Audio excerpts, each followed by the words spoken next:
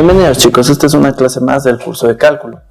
En esta sección nosotros nos vamos a concentrar en la séptima edición del libro de Stewart, en la sección 1.1. Aquí nosotros vamos a encontrar el tema de funciones. ¿Listo? Entonces empecemos. Funciones, ¿qué es una función? Una función simplemente es una regla que se asigna a cada elemento de un conjunto de, ¿sí? Exactamente un elemento en E que se llama f de x, ¿sí? ¿Cómo podemos representar nosotros esto? Simplemente como una relación entre dos conjuntos, ¿sí? Principalmente lo que se determina aquí y lo usual es dentro del conjunto de determinar un dominio para ese conjunto, de hecho para la función más bien, ¿sí? ¿Qué es un dominio? Es un conjunto de elementos que tienen imagen, ¿sí? Es decir, un montón de elementos en el conjunto D que nos devuelven una imagen en el conjunto E, ¿sí? Y está representado por esta forma. Es un conjunto donde X es cualquier real y existen un montón de f de X, ¿sí? Puede ser para cualquier valor de X que tenga una imagen. También tenemos el rango, es decir, siempre que establecemos una función, vamos a obtener un rango dentro del conjunto E, ¿sí? ¿Qué es el rango? Es el conjunto de todos los valores que f tiene, ¿sí? Es decir, son todos los valores. Aquí quiero recalcar algo. Siempre que hablemos del f de x, es un valor que lo vamos a determinar como y. Ya más adelante lo vamos a decir por qué. Ok. Entonces el rango van a ser todos los elementos y, ¿sí? En los reales, cualquier valor real, es que y toma la forma del valor f de x, ¿sí? Y finalmente tenemos como gráfica, ¿sí? La gráfica de una función, que es un conjunto de pares ordenados. Aquí viene esta parte. Un conjunto de pares ordenados. ¿Cuáles son estos pares? Un par que toma un valor de x, ¿sí? Y un valor de y que se llama f de x, y estos están en el dominio. ¿Por qué digo esto?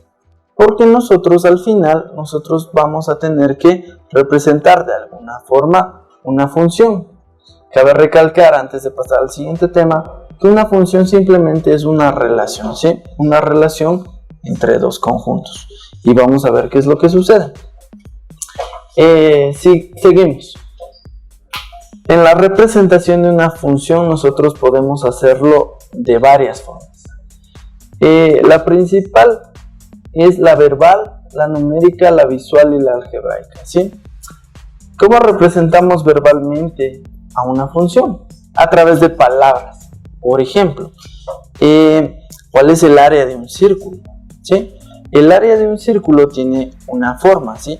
Pero este círculo siempre depende de qué, por ejemplo. ¿Qué es lo principal en un círculo?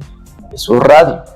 Entonces, ese radio, voy a hacerlo en relación con lo de acá, va a ser uno de los puntos que vamos a tener en el conjunto de salida. ¿Para qué? Para que me devuelva un área, ¿sí? En este caso sería el conjunto E, que va a darme un radio, me va a devolver un área, ¿sí? Eso es una función, una representación, se puede decir así verbalmente. Posterior tenemos la representación que se da de forma numérica. Numéricamente, ¿a qué nos referimos con esto? Que nosotros podemos dar valores, ¿sí? Esto se refiere a dar una tabla de valores. ¿A qué me refiero con esto? Y de paso, para hacer referencia a un gráfico, que es un conjunto de pares ordenados. Simplemente nosotros lo que vamos a decir cuando nos den una función es: si x toma un valor, ¿cuánto vale f de x? Es decir, vamos a hacer esto, ¿sí? Una tabla de valores. F de x, x. Si x vale 0, ¿cuánto vale f de x? ¿Sí? Y f de x va a tener alguna forma. Por ejemplo, voy a poner algo para adelantarnos. Por ejemplo, si f de x es igual a x, ¿cierto? Vamos a decir lo siguiente. Si x vale 0, ¿cuánto vale f de x? Entonces simplemente reemplazamos el valor de x que vale 0 en donde esté la x. Y obviamente si reemplazamos ese valor, también va a valer 0. ¿Sí? Y así sucesivamente.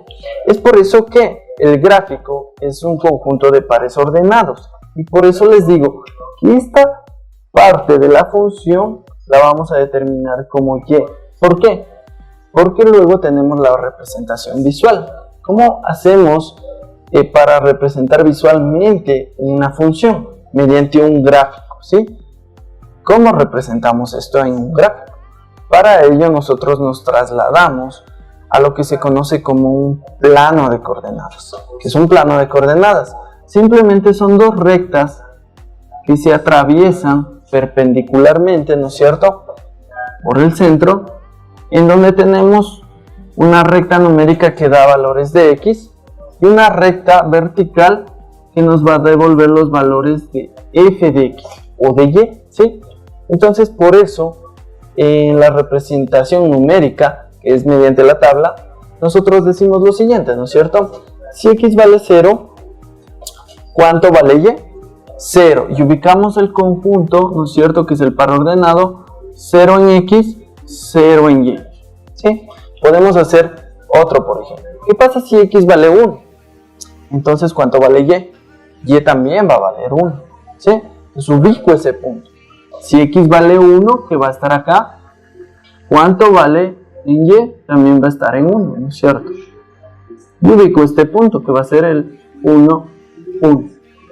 ¿Sí? Luego, ¿qué hacemos? Vamos a continuar dando puntos y al final lo que vamos a obtener en este caso va a ser una recta que va a ser de ese estilo, algo inclinada y que va a seguir ese orden, ¿verdad? Y luego tenemos una representación más, que es la representación algebraica. Algebraicamente esto se representa de forma explícita, como por decirlo, lo que les mencionaba anteriormente. ¿Cómo calculamos el área de un círculo, ¿no es cierto? Podemos hacer esto. ¿Sí? El área de un círculo depende del radio.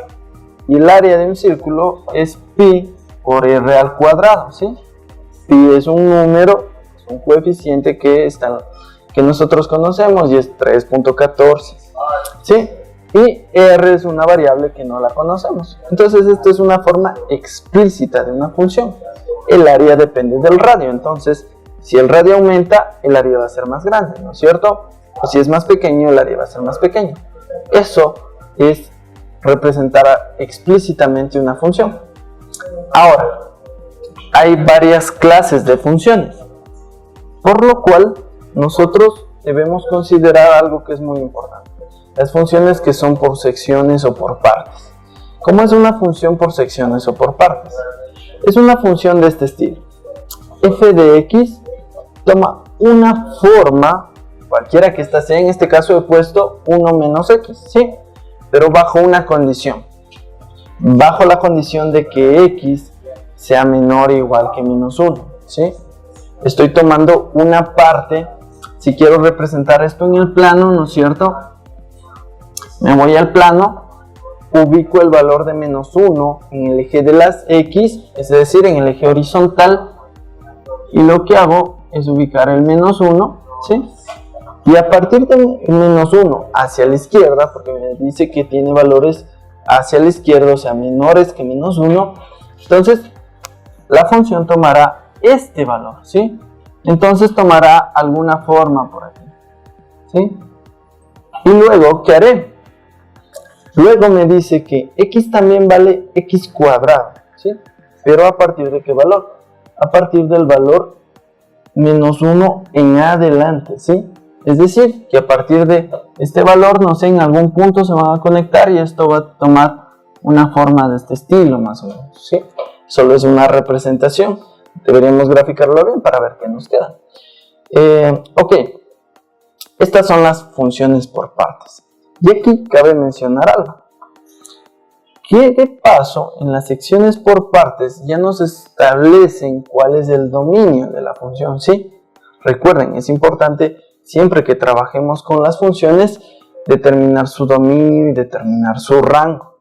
Es por ello que en las funciones por partes nos van a dar esta parte condicional en donde nos dicen si, por ejemplo, x es menor o igual que menos 1, si x es mayor que menos 1.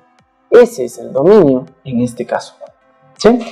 Ahora pasemos a algunas propiedades de las funciones en general, ¿sí? Una función puede ser par o puede ser impar. Ya, a esto conocemos como paridad de una función. Es decir, ¿cuándo es par? Cuando el valor de la función normal es igual a la función, pero con signo negativo. Es decir, f de x es igual a menos f de x. Ahí decimos que es una función que es par. ¿Y cuándo es impar? Cuando menos f de x es igual a f de menos x. Es decir, debemos considerar que al hacer esos cambios, esas funciones deben ser iguales, ¿sí? También tenemos otra propiedad, que es la monotonía de las funciones. Las funciones pueden ser crecientes o decrecientes, según nos expresen la función, ¿verdad? ¿Cuándo es una función creciente? La función es creciente cuando yo tomo un f de x1 es menor a f de x2, siempre y cuando que el x1 sea menor que el x2. Ahí es cuando mi función va a crecer, ¿sí? Ya vamos a realizar un ejemplo. ¿Y cuando es decreciente? En cambio, es decreciente cuando el valor de f de x1 es mayor que el valor de f de x2, siempre que x1 sea menor que x2, ¿sí? Ok, y una propiedad fundamental de las funciones es la biyectividad, ¿ya? ¿Cómo vemos que una función sea biyectiva? Hay dos partes aquí. Una función es biyectiva cuando es inyectiva y sobreyectiva a la vez, ¿sí? Pero no todas las funciones tienen esta propiedad, así que las funciones pueden ser o solo inyectivas o solo sobreyectivas, o en general inyectivas y sobreyectivas, ¿verdad? Ya, ¿cuándo una función es inyectiva?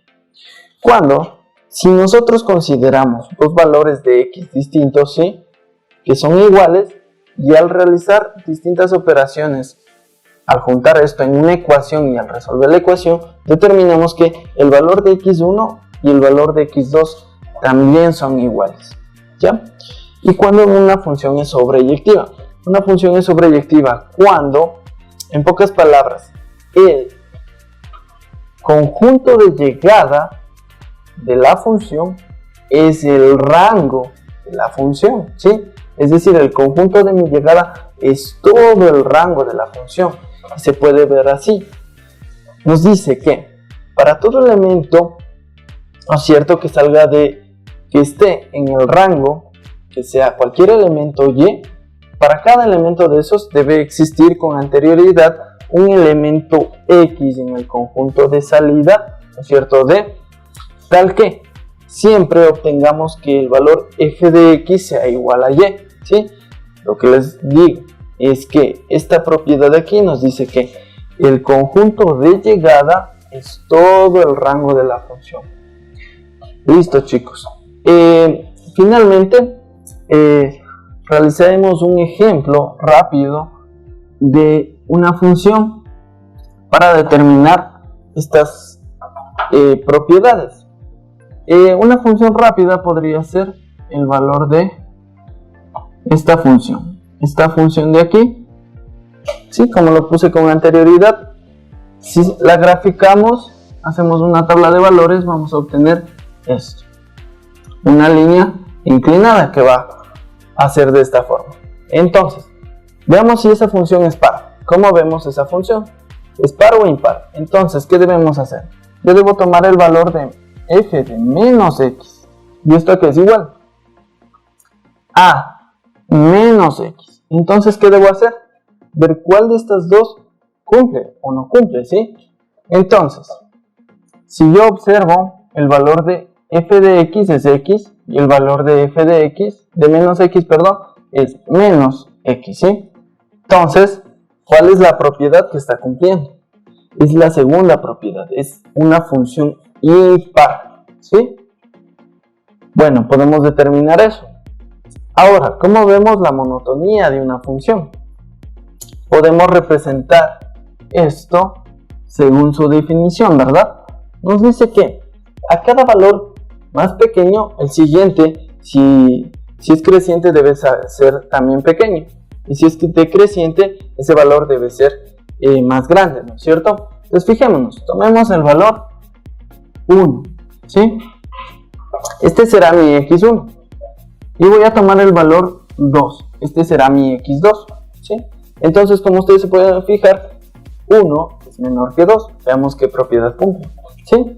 Si yo en la tabla de valores voy a encontrar que al graficar estos puntos, lo que voy a obtener es que el valor de f de x1, o sea, el valor de la función evaluada en 1 va a ser 1 también, ¿sí? Y el valor de 2 evaluado en la función también va a ser de 2, ¿sí? Entonces, ¿qué propiedad está cumpliendo? Obviamente, f de x1, que es este valor de aquí, este es f de 1, este es f de 2, este valor es más pequeño que el de acá, ¿no es cierto? Entonces, ¿qué propiedad cumple? La propiedad de que la función es creciente. Así comprobamos la monotonía.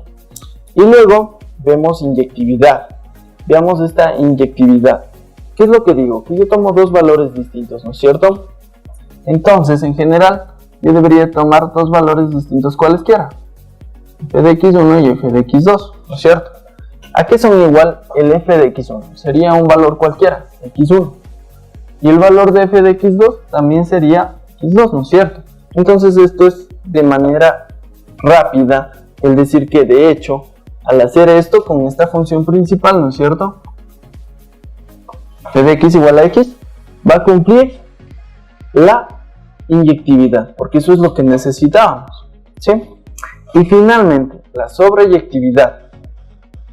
Como les dije, la sobreyectividad es prácticamente que el conjunto de llegada sea el rango de la función. De paso, esto del conjunto de salida y conjunto de llegada, ¿a qué hacen referencia en el plano? El dominio hace referencia al conjunto de salida, en pocas, ¿no es cierto? Entonces, ¿dónde nos fijamos? ¿Dónde está el dominio? El dominio siempre lo debemos analizar de izquierda a derecha, es decir, en el eje horizontal, en el eje de las X. Y el rango siempre lo debemos visualizar de arriba a abajo, en el eje de las Y, ¿sí? Por eso es un plano ordenado, X y Y, ¿sí? Entonces la sobreyectividad se debe ver de arriba hacia abajo, en el plano vertical, ¿sí? Entonces, como podemos observar, esto es algo más visual, porque no vamos a entrar en detalle en esto, sino más adelante lo vamos a resolver cuando ya veamos los modelos. Entonces, visualmente nosotros podemos observar que esta línea siempre se va a expandir, ¿no es cierto? En todo el eje vertical. Esto va a seguir en orden hasta el infinito, de arriba hacia abajo. Entonces, prácticamente me está diciendo que esta función de aquí es una función que es sobreyectiva. ¿Por qué? Porque todo este conjunto, ¿no es cierto? Por decirlo de esta forma, va a tener un punto. Si yo tomo un punto cualquiera en X, ¿no es cierto? Voy a tener un punto en Y para cualquier valor que yo lo desee, ¿sí? De esta forma podemos averiguar estas propiedades de las funciones.